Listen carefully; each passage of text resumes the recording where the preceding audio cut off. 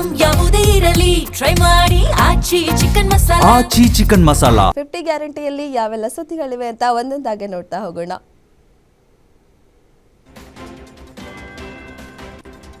ರಾಜ್ಯದಲ್ಲಿ by election ಕಣ ರಂಗೇರ್ತಿದ್ದು ದಾವಣಗೆರೆ ದಕ್ಷಿಣ ಕ್ಷೇತ್ರದಲ್ಲಿ ಕಾಂಗ್ರೆಸ್ಗೆ ಅಭ್ಯರ್ಥಿ ಆಯ್ಕೆಯೇ ತಲೆನೋವಾಗಿ ಪರಿಣಮಿಸಿದೆ. ಇಲ್ಲಿ ಬಿಜೆಪಿ ಒಗ್ಗಟ್ಟಿನ ಜಪ ಮಾಡ್ತಿದ್ರೆ ಕಾಂಗ್ರೆಸ್ಗೆ ಟಿಕೆಟ್ ಘೋಷಣೆಯಂತೆ ಗೊಂದಲದ ಗೂಡಾಗಿದೆ.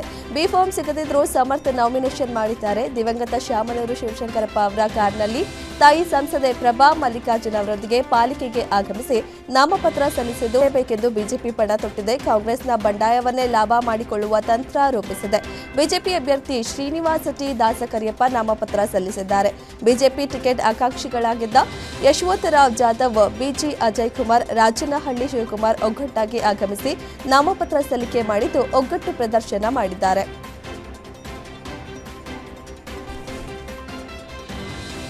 ಕಾಂಗ್ರೆಸ್ ನಾಯಕ ರಣದೀಪ್ ಸಿಂಗ್ ಸುರ್ಜೇವಾಲಾ ಅವರು ಕರ್ನಾಟಕದಲ್ಲಿ ಮುಂಬರುವ ಉಪಚುನಾವಣೆಗಳಲ್ಲಿ ಪಕ್ಷದ ಗೆಲುವಿನ ಬಗ್ಗೆ ವಿಶ್ವಾಸ ವ್ಯಕ್ತಪಡಿಸಿದ್ದಾರೆ. ದಾವಣಗೆರೆ ದಕ್ಷಿಣ ಮತ್ತು ಬಾಗಲಕೋಟೆ 2 ಕ್ಷೇತ್ರಗಳಲ್ಲಿ ಕಾಂಗ್ರೆಸ್ ಜಯ ಸಾಧಿಸುತ್ತೆ. ಟಿಕೆಟ್ ಬೇಕೆಂದು ಎಲ್ಲರಿಗೂ ಆಸಕ್ತಿ ಇದ್ದೇ ಇರುತ್ತೆ. ನ್ಯಾಯ ಕೊಡಿಸುವ ಕೆಲಸ ಕಾಂಗ್ರೆಸ್ ಪಕ್ಷ ಮಾಡ್ತದೆ. ಕರ್ನಾಟಕ ಜನ ನಮ್ಮ ಪರ ಇದ್ದಾರೆ ಎಂದು ಹೇಳಿದರು.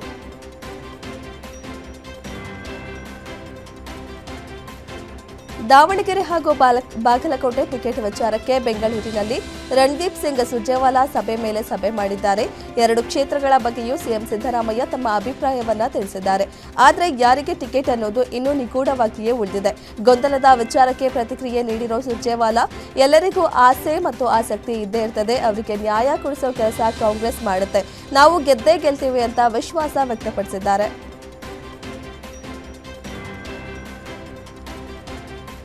ಬೈ ಎಲೆಕ್ಷನ್ ಟಿಕೆಟ್ ಬಗ್ಗೆ ಮಾತನಾಡಿದ ಡಿಸಿಎಂ ಡಿಕೆ ಶಿವಕುಮಾರ್, ನಾನು ಸಿಎಂ ರಾಜ್ಯೋಸ್ತುವಾರಿ ಸಭೆ ಮಾಡಿದ್ದೇವೆ. ಸಭೆಯಲ್ಲಿ ಎಲ್ಲಾ ಮುಖಂಡರ ಅಭಿಪ್ರಾಯ ಹೇಳಿದ್ದೇವೆ. ಒಮ್ಮತದ ನಿರ್ಧಾರ ಆಗಿದೆ. ನಮ್ಮ ಅಭಿಪ್ರಾಯವನ್ನ ಹೈಕಮಾಂಡ್ಗೆ ಕಳಿಸ್ತೇವೆ. ಎಸ್ಎಸ್ ಮಲ್ಲಿಕಾರ್ಜುನ್ ಜೊತೆಗೆ ಕೂಡ ಮಾತನಾಡಿದ್ದೇವೆ. ಒಳ್ಳೆ ದಿನ ಅನ್ನೋ ಕಾರಣಕ್ಕೆ ನಾಮಪತ್ರ ಸಲ್ಲಿಸಿದ್ದಾರೆ ಎಂದಿದ್ದಾರೆ. ಅಗತ್ಯವಿದ್ರೆ ಹಿಂಪಡೆಯುತ್ತೇವೆ ಅಂತಾನೂ ಹೇಳಿದ್ದಾರೆ. ಶೀಘ್ರವೇ ಅಭ್ಯರ್ಥಿ ಆಯ್ಕೆ ಮಾಡಿ ಘೋಷಿಸುತ್ತೇವೆ ಎಂದು ಹೇಳಿದ್ದಾರೆ.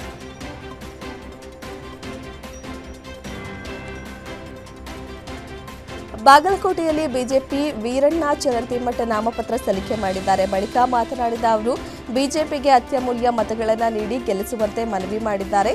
ಮಾರ್ಚ್ 23ಕ್ಕೆ ಬೃಹತ್ ಮೆರವಣಿಗೆಯೊಂದಿಗೆ ರಾಜ್ಯಾಧ್ಯಕ್ಷ ಬಿವೈ ವಿಜಯೇಂದ್ರ ಅವರ ಸಮ್ಮುಖದಲ್ಲಿ ಮತ್ತೊಮ್ಮೆ ನಾಮಪತ್ರ ಸಲ್ಲಿಕೆ ಮಾಡುತ್ತೇವೆ. ಮತಕ್ಷೇತ್ರದಲ್ಲಿ ಬಿಜೆಪಿಗೆ ಗೆಲುವಿನ ವಾತಾವರಣವಿದೆ ಎಂದು ಹೇಳಿದರು. ಬಾಗಲಕೋಟೆಯಲ್ಲಿ ಉಪಚುನಾವಣೆ ಕಾವೇರಿದ್ದು ಬಿಜೆಪಿ ಅಭ್ಯರ್ಥಿ ವೀರಣ್ಣ ಚರಂತಿಮಠ ಅವರು ನಾಮಪತ್ರ ಸಲ್ಲಿಸಿದ್ದಾರೆ. ಪತ್ನಿ ರಾಜೇಶ್ವರಿ ಜೊತೆ ತಹಶೀಲ್ದಾರ್ ಕಚೇರಿಗೆ ತೆರಳಿ ಚುನಾವಣಾಧಿಕಾರಿಯಾದ ಸಂತೋಷ್ ಜಗಲಾಸರ್ಗೆ ನಾಮಪತ್ರ ಸಲ್ಲಿಕೆ ಮಾಡಿದ್ದಾರೆ. ಇದೇ ಬರುವ ಸೋಮವಾರ ಬೃಹತ್ ಮೆರವಣಿಗೆ ಮೂಲಕ ರಾಜ್ಯ ನಾಯಕರ ಸಮ್ಮುಖದಲ್ಲಿ ಅಧಿಕೃತವಾಗಿ ವೀರಣ್ಣ ಚರಂತಿಮಠ ನಾಮಪತ್ರ ಸಲ್ಲಿಸಲಿದ್ದಾರೆ.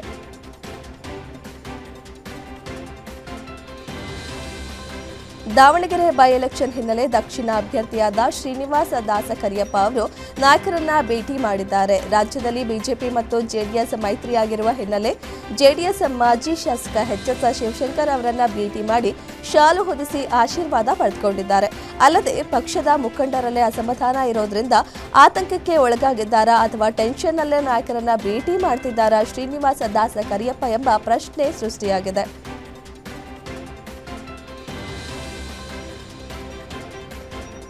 ದಾವಣಗೆರೆ ದಕ್ಷಿಣ ಕ್ಷೇತ್ರಕ್ಕೆ ಬಿಜೆಪಿ ಅಧಿಕೃತವಾಗಿ ಶ್ರೀನಿವಾಸ ದಾಸಕರಿಯಪ್ಪ ಅವರನ್ನ ಅಭ್ಯರ್ಥಿಯನ್ನಾಗಿ ಘೋಷಿಸಿದೆ.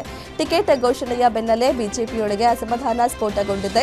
ವಿಶೇಷವಾಗಿ ಮಾಜಿ ಶಾಸಕ ಎಂಪಿ ರೇಣುಕಾಚಾರ್ಯ ಬಣಕ್ಕೆ ಈ ಆಯ್ಕೆ ಬಗ್ಗೆ ತೀವ್ರ ಬೇಸರವಿದೆ ಎನ್ನಲಾಗ್ತಿದೆ. ರೇಣುಕಾಚಾರ್ಯ ಅವರು ಹೊರನೋಟಕ್ಕೆ ಪಕ್ಷದ ಅಭ್ಯರ್ಥಿಯನ್ನ ಬೆಂಬಲಿಸುತ್ತೇವೆ ಎಂದು ಹೇಳಿದ್ರು. ಒಳಗೆರೆ ಉಪಚುನಾವಣೆ ಕಾವೇರಿದೆ. 2 ಕ್ಷೇತ್ರಗಳಲ್ಲೂ ಬಿಜೆಪಿ ಗೆದ್ದು ಆಡಳಿತ ವಿರೋಧಿ ಅಲೆ ತೋರಿಸಲು ಪ್ಲಾನ್ ಮಾಡಿಕೊಂಡಿದೆ. ಇದರ ನಡುವೆ ಬಸವನಗೌಡ ಯತ್ನಾಳ್ ಅವರ ವಿವಾದಾತ್ಮಕ ಹೇಳಿಕೆಯಿಂದ ಬಿಜೆಪಿಗರ ನಿದ್ದೆಗೆಡಿಸಿದೆ. ವಿಜಯಪುರದಲ್ಲಿ ಮಾತನಾಡಿದ ಇವರು, ಬಾಗಲಕೋಟೆ ಕ್ಷೇತ್ರದಲ್ಲಿ ಬಿಜೆಪಿ ಪರ ಪ್ರಚಾರ ಮಾಡುವುದರ ಜೊತೆಗೆ ಬಿಎಸ್ವೈ ಮತ್ತು ವಿಜಯೇಂದ್ರ ಟೀಂ ವಿರುದ್ಧವಾಗಿ ಮಾತನಾಡಿರುವುದು ಪಕ್ಷದ ಕಾರ್ಯಕರ್ತರಲ್ಲಿ ಗೊಂದಲ ಸೃಷ್ಟಿಸಿದೆ.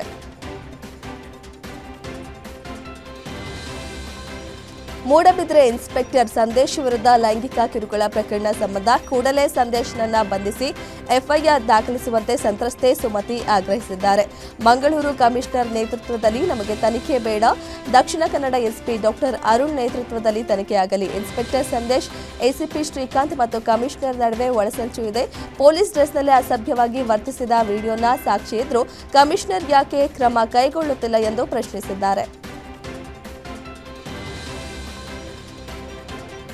ಯಾದಗಿರಿ ಜಿಲ್ಲೆಯಲ್ಲಿ ಹೆಣ್ಣು ಭ್ರೂಣ ಹತ್ಯೆ ಸಂಶಯ ವ್ಯಕ್ತವಾಗಿದೆ. ಜಿಲ್ಲಾಡಳಿತದ ತನಿಖೆಯಿಂದ 3 ಹೆಣ್ಣು ಮಕ್ಕಳಾದ ಬಳಿಕ ಗರ್ಭಪಾತ ಮಾಡಿಸುತ್ತಿರುವುದು ಪತ್ತೆಯಾಗಿದೆ. ಗರ್ಭಪಾತ ನಡೆಯುತ್ತಿರುವ ಬಗ್ಗೆ ಜಿಲ್ಲಾ ಪಂಚಾಯಿತಿ ಸಿಇಒ ಲವೀಶ್ ಒರಡಿಯಾ ಮಾಹಿತಿ ಸಂಗ್ರಹಿಸಿದ್ದಾರೆ. 35 ಪ್ರಕರಣಗಳ ಪೈಕಿ ಹೆಚ್ಚಿನ ಕೇಸ್ಗಳಿಗೆ ಸೂಕ್ತ ದಾಖಲೆಗಳೇ ಇಲ್ಲ. ಆದರೆ ಲಿಂಗಪತ್ತೆ ಸಾಬೀತಾದರೆ PCPNDT ಕಾಯ್ದೆಯಡಿ ಕೇಸ್ ದಾಖಲು ಮಾಡಲಾಗುತ್ತದೆ. ಏಕಾಏಕಿ ಹೆಜ್ಜೇನು ದಾಳಿಗೆ ಜನ ದಿಕ್ಕಾಪಾಲಾಗಿ ಓಡಿರುವ ಘಟನೆ ಬಾಗಲಕೋಟೆಯ ನವನಗರದ ನಗರಸಭೆ ಬಳಿ ನಡೆದಿದೆ. ಸೋಡಾ ಅಂಗಡಿ ಬಳಿ ನಿಂತಿದ್ದವರ ಮೇಲೆ ಹೆಜ್ಜೇನು ದಾಳಿ ನಡೆಸಿದೆ.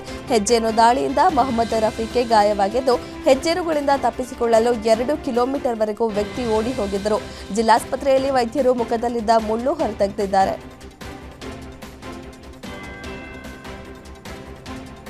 ಕೋತಿ ಮಾಡಿದ ಚೇಷ್ಟೆಗೆ ವ್ಯಕ್ತಿ ಜೀವ ಕಳೆದುಕೊಂಡ ಘಟನೆ ತುಮಕೂರು ನಗರದ ನೃಪತುಂಗ ಬಡಾವಣೆಯಲ್ಲಿ ನಡೆದಿದೆ. ವಿಜಯ್ ಪ್ರಕಾಶ್ ತಮ್ಮ ಮನೆಗೆ ಹಿಂತಿರುಗಿರುವಾಗ PNT ಕ್ವಾರ್ಟರ್ಸ್ ಬಳಿಯ ಮರದಲ್ಲಿ ಹುಟ್ಟಿಕೊಂಡ ಹೆಜ್ಜೆಯನ್ನು ದಾಳಿ ಮಾಡಿದ್ದು ಮೃತಪಟ್ಟಿದ್ದಾರೆ. ಹಾಗೆಯೇ 4-5 ಜನರ ಮೇಲೂ ದಾಳಿ ಮಾಡಿ ತಮ್ಮನ್ನ ರಕ್ಷಿಸಲು ಶರ್ಟ್ ಬಳಸಿ ಹೆಜ್ಜೆನನ್ನ ತಳ್ಳಲು ಪ್ರಯತ್ನಿಸಿದ್ರು.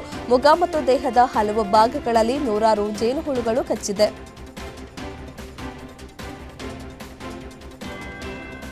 ಮಲೆನಾಡು ಚಿಕ್ಕಮಗಳೂರಿನ ಹಾಂದಿ ಸತ್ತಿಹಳ್ಳಿ ಗ್ರಾಮದಲ್ಲಿ ಕಾಡಾನೆಗಳು ದಾಳಿ ನಡೆಸಿದ್ದು ನರ್ಸರಿ ಗಿಡಗಳು ಸಂಪೂರ್ಣ ನಾಶವಾಗಿವೆ. ಕೃಷ್ಣ ಎಂಬುವರಿಗೆ ಸೇರಿದ ಲಕ್ಷಾಂತರ ಮೌಲ್ಯದ ನರ್ಸರಿ ಗಿಡಗಳಿಗೆ ಹಾನಿಯಾಗಿದೆ.